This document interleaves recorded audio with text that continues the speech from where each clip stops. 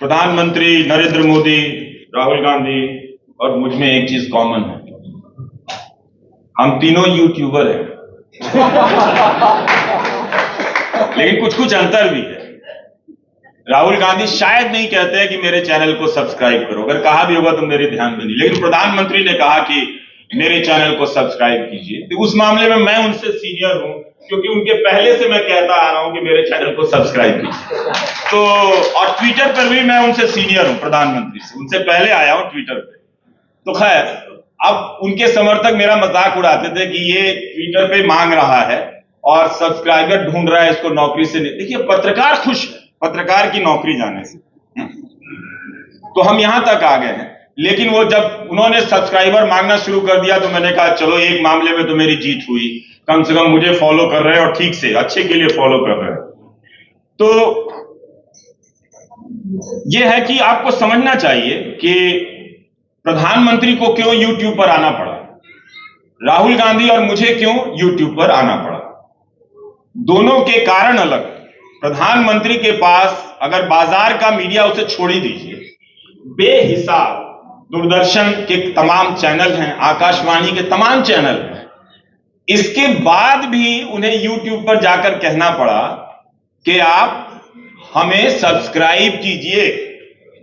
इसलिए नहीं कि टेलीविजन के बताया जाता है कि दर्शक कम हो गए हैं, ये कुछ कारण रहे होंगे, या फिर इन एंकरों की साख खत्म हो गई है तो अब ज्यादा उससे वसूली नहीं हो रही है। पर मुझे लगता है कि ये बहुत ज्यादा मजबूत कारण नहीं है।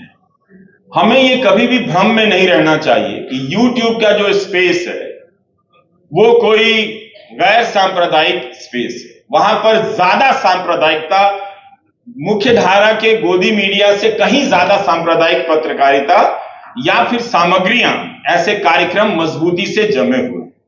तो प्रधानमंत्री उनके तक पहुंचने के लिए कह रहे हैं कि मुझे भी सब्सक्राइब कर लो और अपने अपने कार्यक्रम में मेरा भी थोड़ा थोड़ा डालना शुरू करो।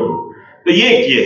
लेकिन राहुल गांधी को मीडिया ने जिस तरह से ब्लॉक किया, एक विपक्ष के नेता को, वो जब भी प्रेस कॉन्फ्रेंस करते हैं अदानी के मामले पे, तो वो तो कभी दिखाया नहीं जाता, कभी उस पर बहस नहीं होती कि राहुल, क्योंकि जब आप बहस करेंगे तो अदानी पर जितने भी खबरें छपी हैं वो सब रिसर्च में ऊपर आ जाएंगे, प्रवक्ता बोलने लग जाएगा, तो करना ही नहीं है।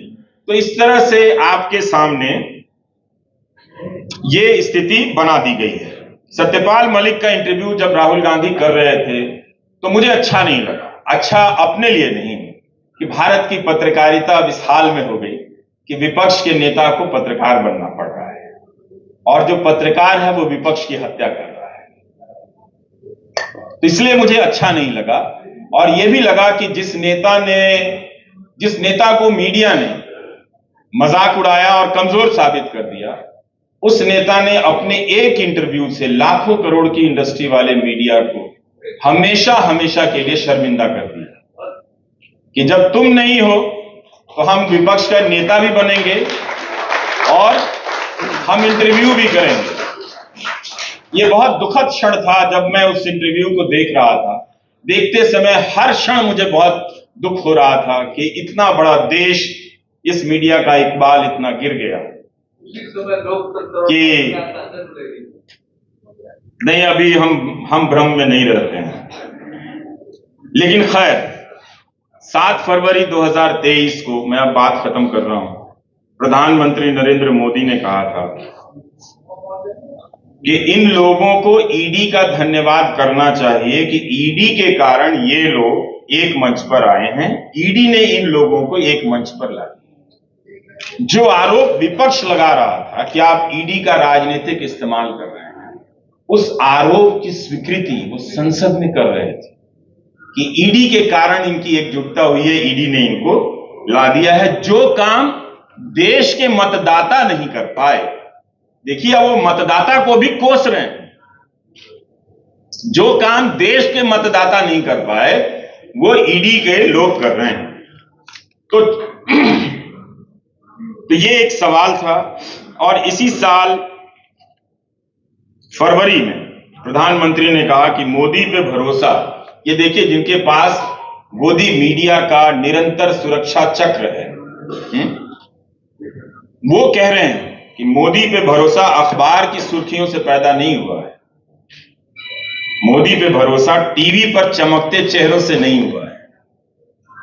जिन्होंने कितनी खिदमत की उनके बारे में वो कह रहे हैं कि मोदी पे भरोसा अखबार की सुर्खियों से पैदा नहीं हुआ, मोदी पे भरोसा टीवी पर चमकते चेहरों से नहीं हुआ, जीवन खपा दिया है, पल पल खपा दिए हैं। एक और बयान है अशोक जी, वो मैं कहना चाहता हूं। 2019 का चुनाव हो रहा था, इंडियन एक्सप्रेस के राजकमल झा और रवीश तिवारी अपनी हैं, उनका इंटरव्यू है और उस इंटरव्यू में एक लाइन है, मैं अक्सर सोचता हूं कि उस स्तर का अखबार क्यों नहीं इस लाइन को हेडलाइन में डाला था, और क्या ये एडिटोरियल चूक थी? ये हो ही नहीं सकता है। हम सब जब किसी बड़े नेता का इंटरव्यू करते हैं तो उसकी एक एक बात पे बहुत गहरी निगाह होती है और उसकी 3-4 बातों में से हम चुनाव करते हैं कि किस लाइन को हम हेडलाइन बनाएं जो लगे कि उसका न्यूज वैल्यू ज्यादा है।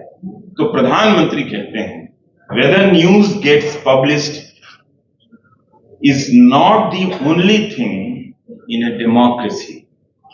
समाचार प्रकाशित होता है या नहीं, लोकतंत्र में यही एकमात्र चीज नहीं है। नमस्कार। खबरों में बने रहने के लिए फोरम 4 को सब्सक्राइब करें और नोटिफिकेशन पाने के लिए बेल आइकन दबाएं।